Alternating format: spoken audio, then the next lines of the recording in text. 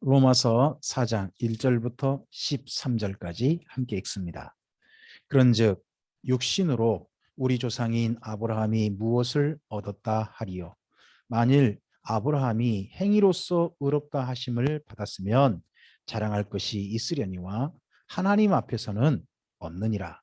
성경이 무엇을 말하느냐? 아브라함이 하나님을 믿음에 그것이 그에게 의로 여겨진 바 되었느니라. 일하는 자에게는 그 싹시 은혜로 여겨지지 아니하고 보수로 여겨지거니와 일을 아니할지라도 경건하지 아니한 자를 의롭다 하시는 이를 믿는 자에게는 그의 믿음을 의로 여기시나니 일할 것이 없이 하나님께 의로 여기심을 받는 사람의 복에 대하여 다윗이 말한 바 불법이 사함을 받고 죄가 가려짐을 받는 사람들은 복이 있고 주께서 그 죄를 인정하지 아니하실 사람은 복이 있도다 함과 같으니라. 그런즉 이 복이 할례자에게냐 혹은 무할례자에게도냐 무릇 우리가 말하기를 아브라함에게는 그 믿음이 의로 여겨졌다 하노라. 그런즉 그것이 어떻게 여겨졌느냐? 할례시냐 무할례시냐? 할례시가 아니요 무할례시니라. 그가 할례 표를 받은 것은 무할례시에 믿음으로 된 의를 인친 것이니 이는 무할례자로서 모든 믿는 모든 자의 조상이 되어 그들도 의로 여기심을 얻게 하려 하심이라.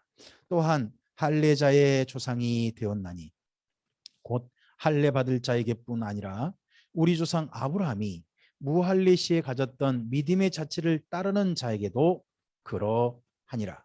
아브라함이나 그 후손에게 세상의 상속자가 되리라고 하신 언약은 율법으로 말미암은 것이 아니요 오직 믿음의 의로 말미암은 것이니라. 만일 여기까지 먼저 읽고 함께 말씀 좀 살펴보겠습니다. 로마서 말씀은요 바울이 전하는 복음입니다. 근데 바울은 예수님을 실제로 많이 만나보진 않았죠. 그러다 보니까 예수님의 생애로서 자기가 복음을 정리한 건 아닙니다. 그 대신에 바울은 구약 성경을 정말 성실하게 배운 사람이고 전문적으로 배운 사람이고 그리고 유대인들도 인정할 정도의 대단한 구약 성경에 대한 달인이 바로 바울입니다. 그가 예수님과 교회를 핍박하던 자였다가 예수님을 만남으로 이제 예수님의 복음을 전하는 자가 되었죠. 그 복음 전하는 자가 되고 나서 그가 정리했던 모든 구약 성경을 예수님 안에서 다시 살펴보기 시작합니다. 그리고 그걸 정리해서 자기가 예수님과 관련된 예수님이 중심된 구약 성경 이야기를 가지고 복음을 전하기 시작합니다. 이런 바울의 복음 전함을 사도행전에서는요 뭐라고 표현하냐 그러면 주로 성경으로서 강론한다라고 우리말에는 그렇게 번역이 되어 있습니다. 강론한다. 네, 구약 성경을 가지고 논하고 설명해서 그걸 예수님 안에서 이해되도록 해줬다는 거죠. 그런 것처럼 오늘 우리가 지금 살필 로마서 4장에 있는 말씀도 바울이 그런 복음 전함의 한 예로 든 말씀입니다. 우리 1장부터 3장까지 내용을 잠깐만 생각해 봅시다. 간단하게 생각하면 이렇죠. 하나님께서 지금 진노하고 계신다는 겁니다. 모든 사람들이 악으로 치우치고 욕심을 따라가고 죄 아래 있다는 거죠. 뿐만 아니라 누구도요? 유대인도 그런다는 거죠. 그래서 모든 사람은 다 죄 아래 있다는 겁니다.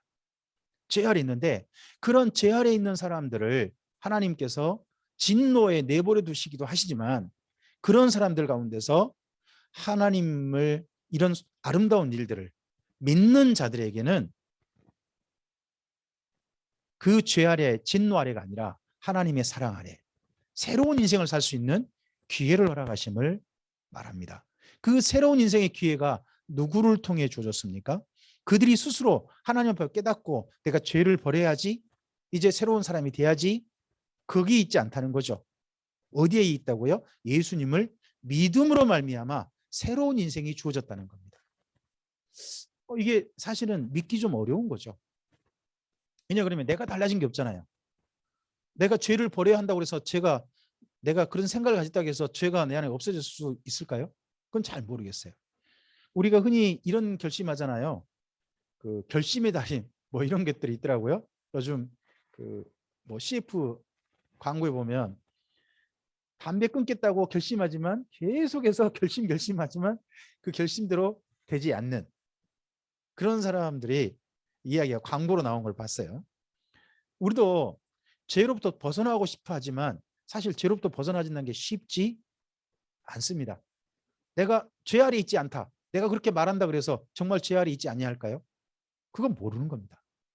그런데 이걸 예수님을 믿음으로 말미암아 당신은 이상 더 이상 죄 아래 있지 않고 하나님 안에 있습니다. 예수님 안에 있는 사람이 되었습니다. 라고 하는 것을 어떻게 믿을 거냐는 거죠. 이게 믿기 쉽지 않은데.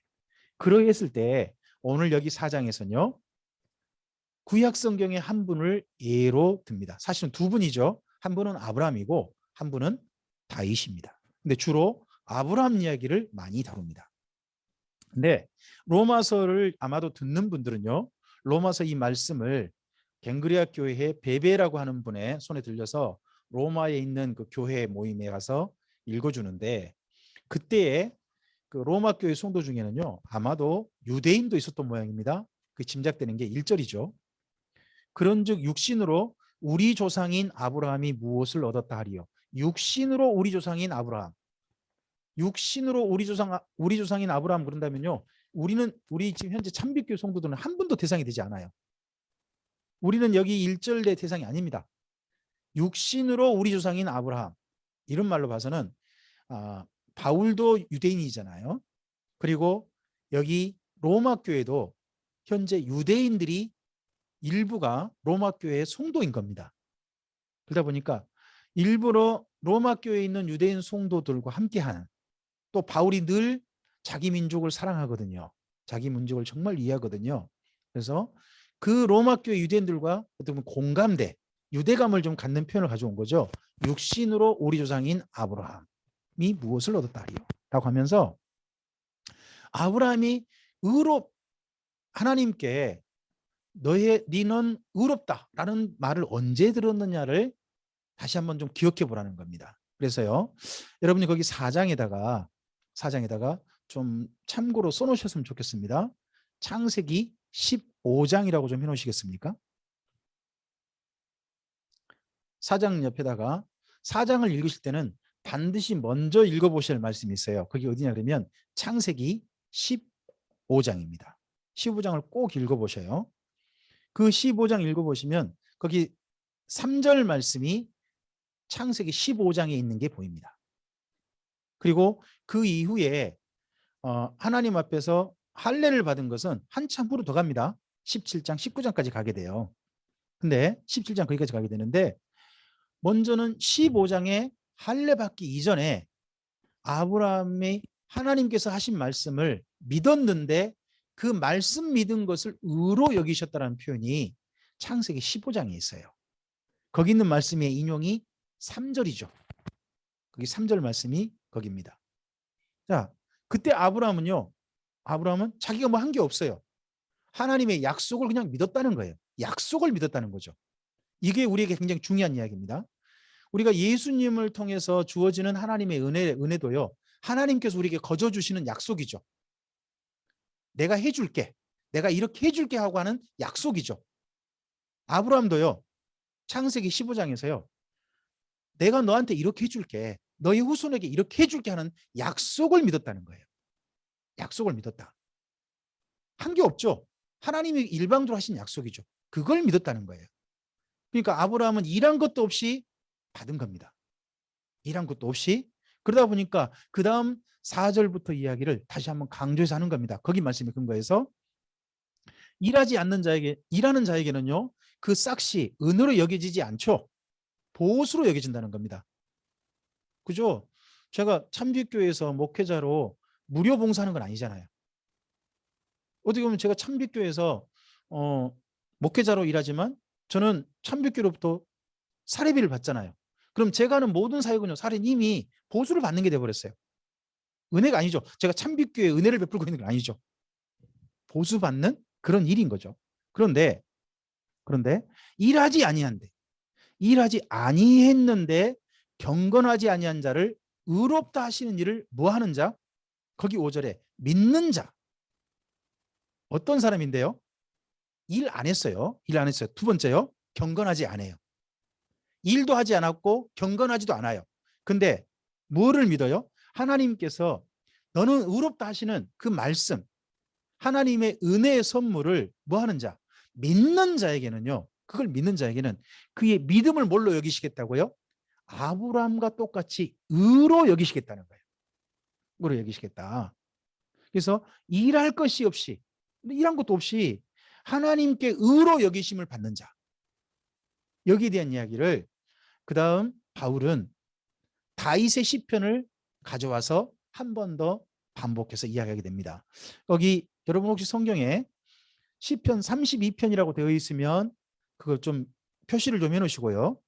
7절 그 옆에가 혹시나 옆에 이제 참고 성경이 없다면 써놓으셨으면 좋겠습니다. 시편 32편이라고요. 이 시편 32편 말씀이 다윗이 한 이야기입니다. 다윗이 이게 어느 때 한 이야기겠느냐, 어느 때 이 시를 썼겠느냐라는 것은요.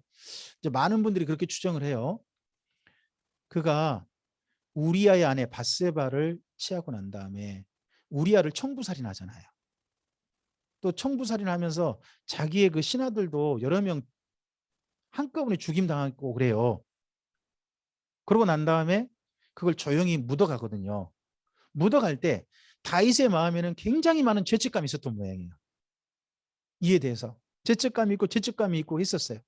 실제는 토설하지 않았다는 거죠. 자기 입으로 말하지 않았다는 거죠. 근데 누가 와서 나단이 와가지고 그 사람이 바로 당신이요라고 했을 때 그가 마음속에 그들의 그 속에 속사람 속에 가득히 담아놨던 죄책감, 정말 그걸 시인하게 돼요. 입으로 말하게 되어져요.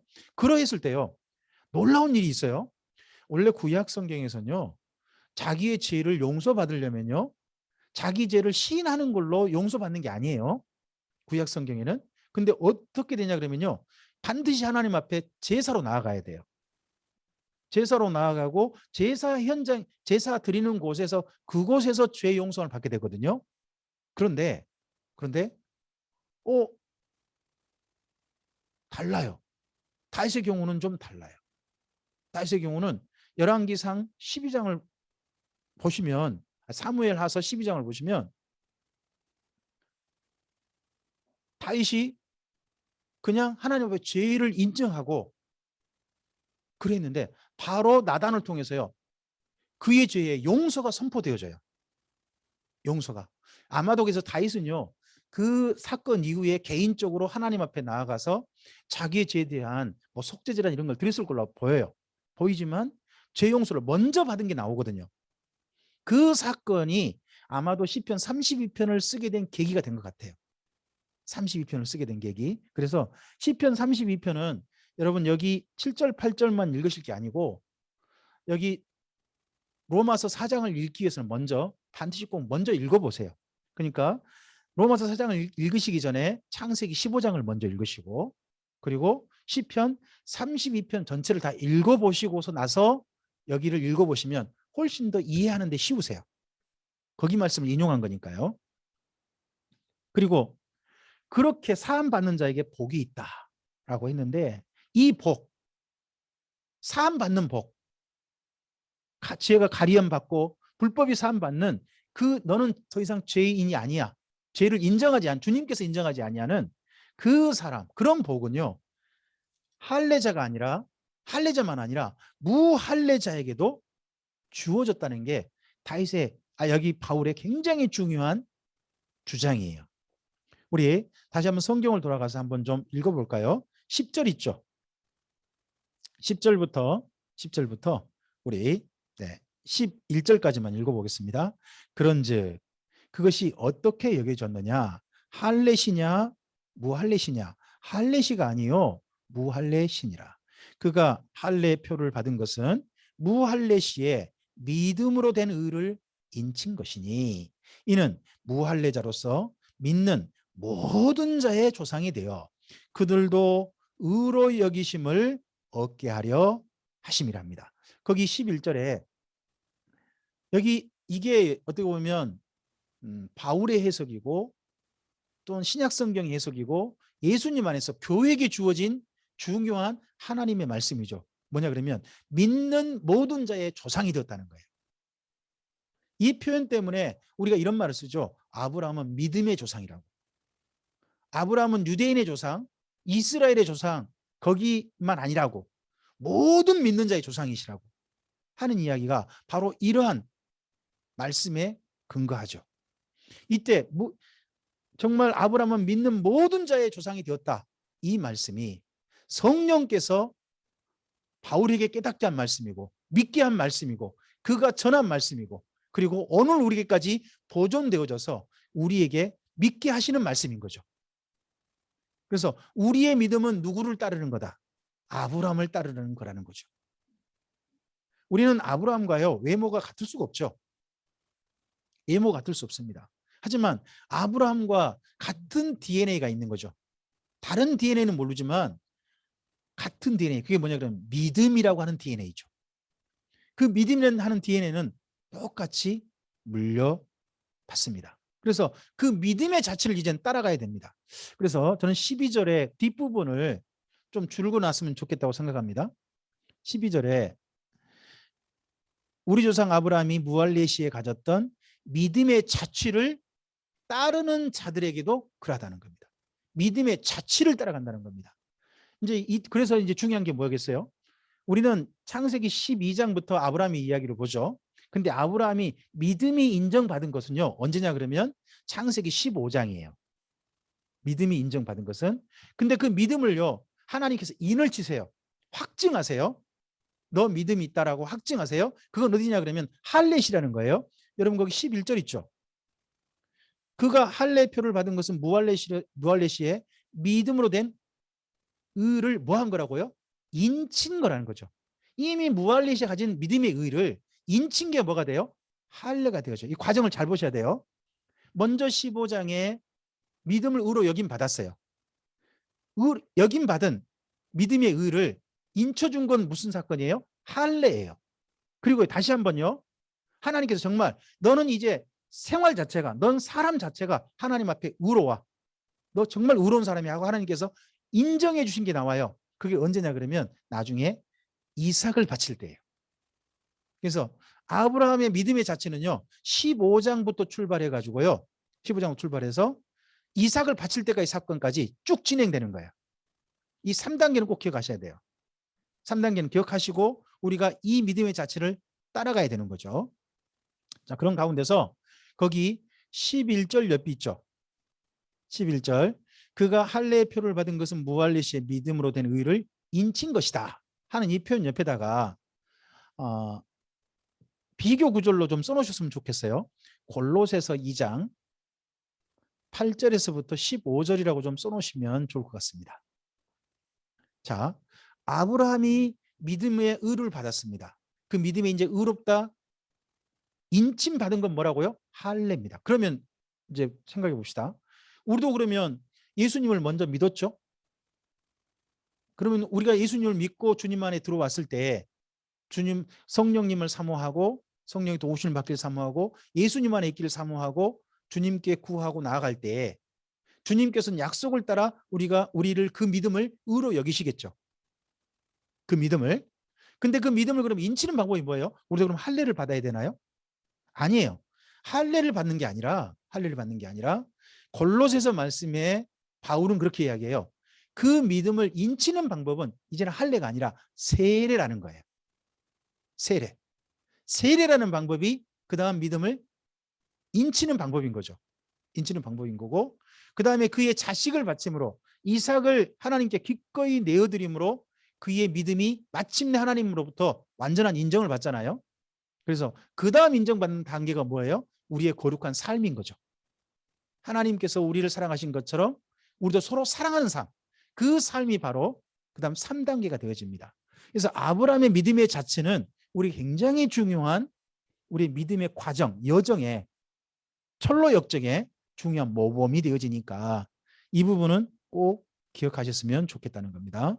자, 우리 14절부터요.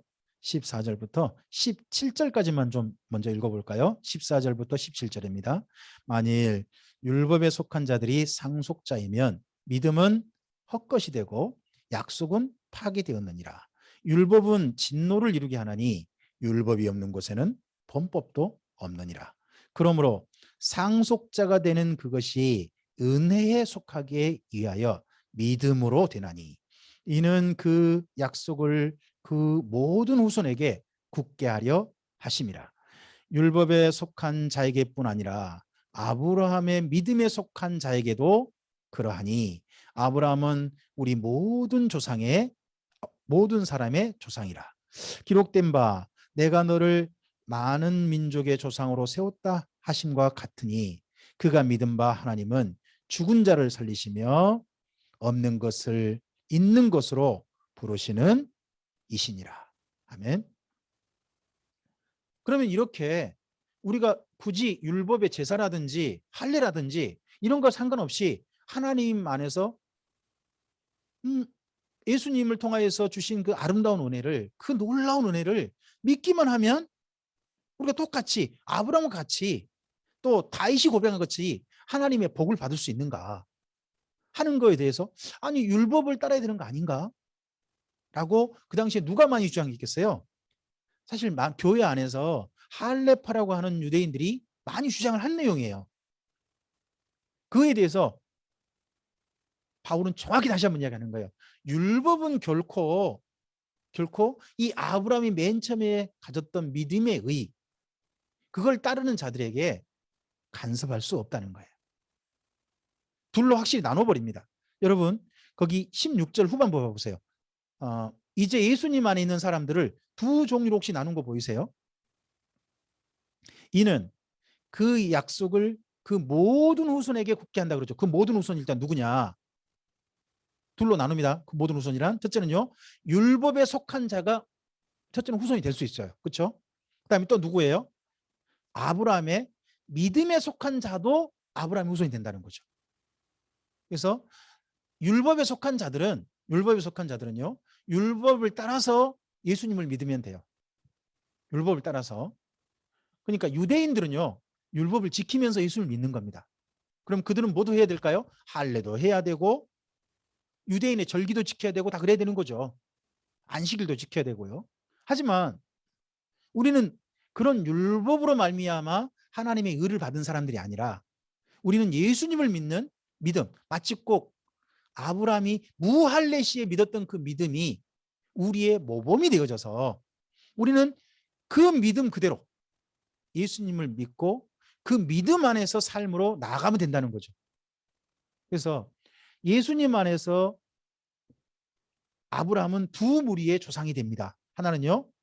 자기와 똑같이 할례 받은 자의 조상이 될 수 있죠. 또 하나 뭐예요?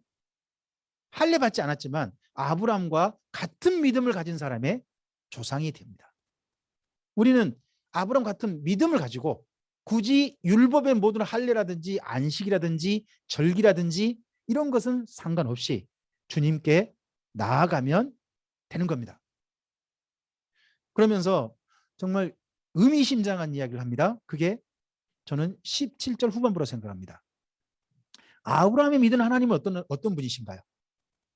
아브라함이 믿은 하나님은 이 다음 이야기를 하기 위한 이제 먼저 전제로 한 이야기인데 첫째는 죽은 자를 살리셨다는 겁니다. 그리고 없는 것을요 있는 것으로 부르신 하나님이었다는 겁니다. 한번 생각 한번 해보세요. 아브라함의 생애 중에 죽었다가 누가 살아났나요? 아브라함의 창세기 이야기 중에 혹시 그런 사건이 있었나요? 없거든요. 죽었다가 살아난 사람은 없어요. 그 다음에 없는 것, 뭐 바랄 수 없는 중에 뭘 바랐나? 없는 것을 있는 것으로 부르시니다. 한 이것은 이 다음에 또 설명이 되는데 그걸 하나 좀 생각해 볼 수 있어요. 그게 뭐예요? 사실은 이삭이죠. 아이를 가질 수 없는 상황에서 아이를 갖게 했죠. 그리고 여기 죽은 자를 살리시며 하는 부분은요. 사실은 이삭을 바치는 사건과 관련되어져요. 이삭을 하나님께서 어떻게 요구하셨죠? 내 아들, 내 독자 이삭을 번제로 바치라 그러잖아요. 그럼 이삭을 어떻게 해야 돼요? 죽여야 되는 거거든요. 근데 하나님께서는 그 이삭을 죽이려고 하는 그 아브라함을 멈추게 하시고 하나님이 준비하신 양을 가지고, 염소를 가지고 대신 제사를 드리게 하죠. 그러니까 이삭은 어떤 아들이에요? 죽음 가운데서 살림받은 그런 아들이 된 거죠. 이런 사건들이, 첫째는 구약 성경 먼저 아브라함 사건에서 기억하시고 그다음 말씀 봐보세요. 그다음 말씀이 다시 한번 설명이 되니까 이렇게 앞에 17절 말씀을 먼저 의미심장하게 던져놓고 설명하니까 18절 이하를 우리 읽어보겠습니다. 18절부터 25절입니다.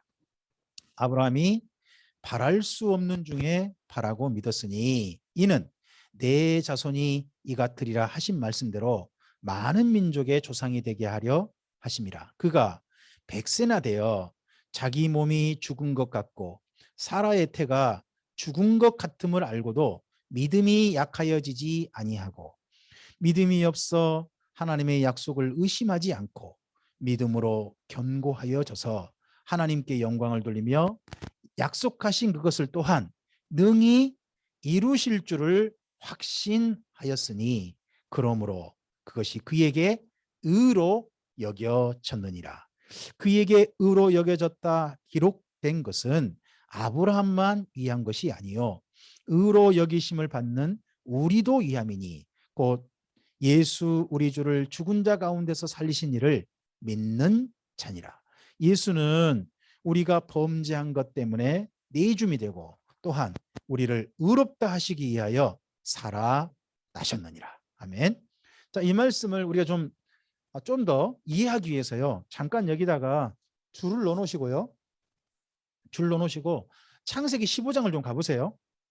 그 부분을 읽어보시고 오시면 훨씬 더 방금 여기 바울이 설명한 내용이 이해가 훨씬 더 좀 더 쉬울 것 같으니까요. 15장 가셔서요. 15장 가셔서 2절부터 볼까요?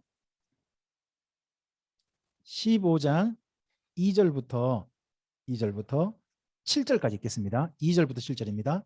아브라함이 이르되 주 여호와여 무엇을 내게 주시려 하나이까? 나는 자식이 없사오니 나의 상속자는 이 다메섹 사람 엘리에셀이니이다.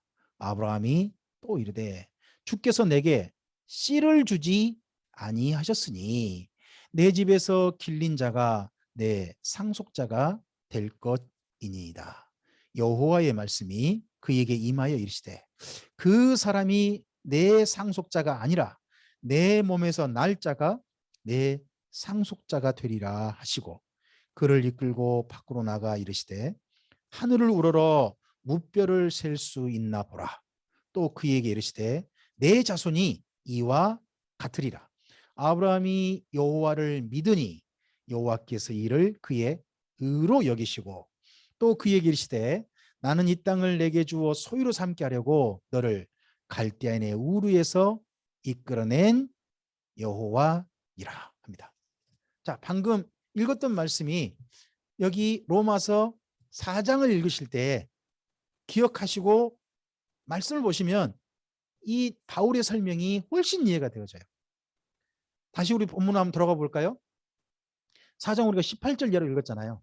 18절 이하 읽었는데 아브라함은요 15장에서요 자기는 자식이 없다. 자기는 씨가 없다라고 이야기를 해요. 그러면서 이때 아브라함은 이렇게 이야기하고 거의 자기 몸에서 날 자식에 대해서는 자포자기한 상태였어요. 그때도 이미 벌써 15장에서. 그런데 하나님께서요 그런 아브라함에게 네 몸에서 씨가 날 거야.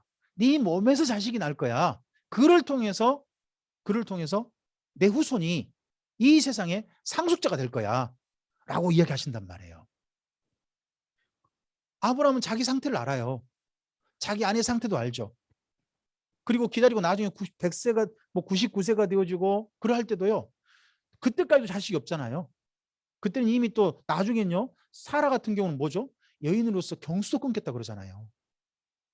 그러다 보니까 아브라함이 이때부터 해가지고요 나중에 자식 날 때까지는요 어떻게 보면 진짜 믿기 어려운 상황이었을 거예요. 내 몸이 이런데, 내 아내가 이런데 세상에 자식을 준다고? 정말 줄까? 했는데 15장부터 하나님이 그리 말씀하셨더니요. 아브라함이 그걸 뭐 했다고요? 자신이 그런 상태인데도 불구하고 믿어줬다는 거죠. 그는 믿었다는 거예요. 누가 하신 말씀이니까. 여호와 하나님께서 하신 말씀이니까 그 말씀대로 하실 줄로 믿습니다. 라고 그는 믿고 100세 때 드디어 아기를 본 거죠. 그의 몸이 뭐 같은 상태였어요? 죽은 것 같다는 거죠. 사라 또한 뭐예요?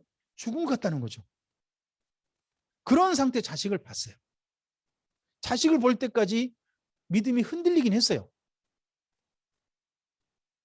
하지만 그럴 때 자식을 주신다는 그 말씀에 대해서는 흔들렸지 결코 버린 적이 없다는 거죠. 그리고 마침내 그 믿음을 따라서 하나님께서 약속을 성취하는 것을 본 거죠. 그게 누구예요? 이삭이잖아요. 그러했던 것처럼요. 오늘 우리가 예수님을 믿는다는 것도 이 아브라함처럼 믿음이 된다는 거죠. 우리 24절과 25절 말씀 다시 한번 이런 아브라함의 믿음의 내용을 기억하시면서 다시 한번 좀 읽어볼까요? 24절 25절입니다. 의로 여기심을 받을 우리도 위함이니 곧 예수 우리 주를 죽은 자 가운데서 살신 이를 믿는 자니라. 예수는 우리가 범죄한 것 때문에 내줌이 되고 또한 우리를 의롭다 하시기 위하여 살아나셨느니라 합니다. 우리가 죄 아래 있고 하나님의 진노를 당해야 돼요. 우리 스스로 사실 책임져야 돼요. 내가 죄를 지었으니까 누가 책임져야 되나요? 내가 책임져야죠. 근데 하나님께서요. 그 죄에 대한 책임을요. 사람이 지지 않을 수 있는 유일한 한 가지 방법을 구약 성경에 제안해 놓으셨어요. 죽기를 원치 않으셨거든요. 사람이. 자기 때문에 죽어야 되는데 그게 뭐냐 그러면 제사죠. 제사를 통해서 죄인인 사람이 죽지 않고 살 수 있는 길을 구약 성경에서 계속 보여주셨어요. 그리고 마침내 예수님을 사람들은 모르겠어요.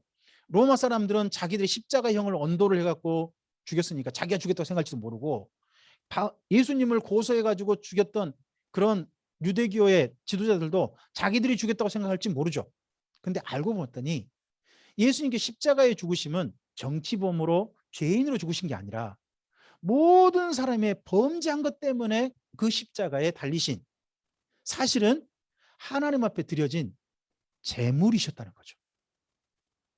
예수님께서.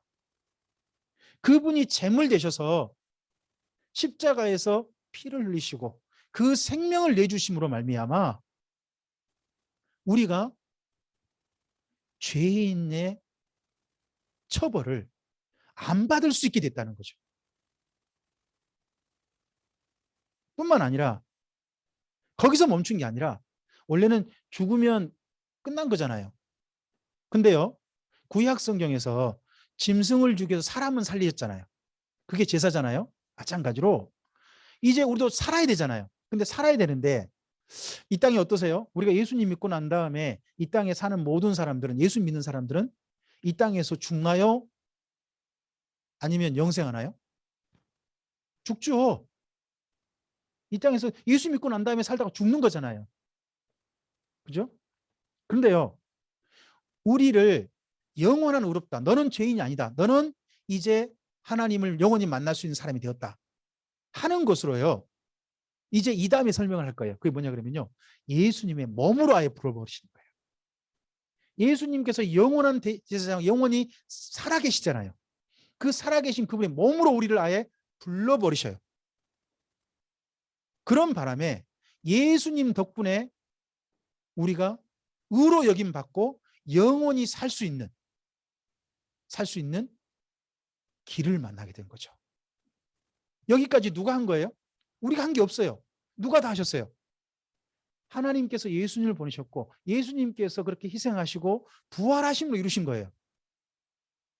그것이 근데 그 예수님이 이루신 게 예수님 자신을 위한 게 아니라 그런 예수님을 믿고 하나님께 나올 사람들을 위해서 예수님이 해 주셨다는 거죠. 그걸 믿는 자. 그 약속을 받아들이는 자에게 오늘 아브라함과 다윗이 노래했던, 하나님께 인정받았던 믿음을 의로 여김 받은 것, 죄의 사함을 받고 너는 더 이상 죄인이 아니다라고 하나님께서 그렇게 말씀해 주시는 복을 받을 사람으로 우리가 초대받았습니다. 먼저 더 이상 죄 아래 있지 않기 위하여서 예수님을 믿고 하나님 안에서 우리의 존재가 달라졌으면 좋겠습니다. 달라져 가는 우리에게 이 말씀이 용기가 되었으면 좋겠습니다. 바울은요, 우리에게 용기를 내라고 말하고 있는 겁니다. 내가 한 것 없어도 하나님께서 우리를 부르고 계십니다. 예수님 안에 불러주셨습니다. 뭐 한 것 없으니까 어떻게 나갈 수 있을까? 괜찮습니다. 아브라함도 그러했고 우리도 그러합니다. 그렇게 나가면 됩니다라고 격려하고 있습니다. 로마서 4장 말씀이 우리로 하여금 예수님을 진실하게 믿게 만드는, 예수님을 통해서 하나님께서 베풀어 주신 은혜의 선물을 감사함으로, 감격함으로 받게 만드는 믿음의 용기를 내게 하는 말씀이 되었으면 좋겠습니다. 기도하겠습니다. 주님 감사합니다. 함께 주의 말씀을 드렸습니다. 이 말씀이 우리로 하여금 하나님 앞에 나아가게 하는, 예수님 안에서 우리에게 주신 하나님의 선물을 확인하게 하는, 용기를 내게 하는 말씀이 되게 하옵소서. 아브라함을 보면서, 다윗을 보면서 용기를 내게 하옵소서. 하나님께서 예수님을 통해서 우리에게 용기 내라고 하신 것을, 이제 하나님 앞에 손 내밀고 나오라고 하신 것을 기쁨으로, 감격으로 받아들이게 하옵소서.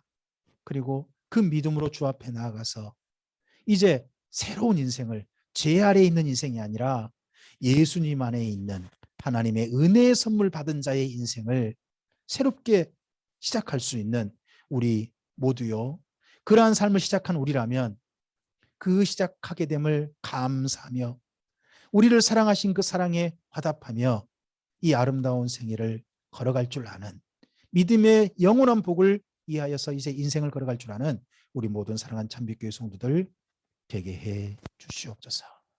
주님께 의탁드리오며 예수님 이름으로 기도합니다. 아멘.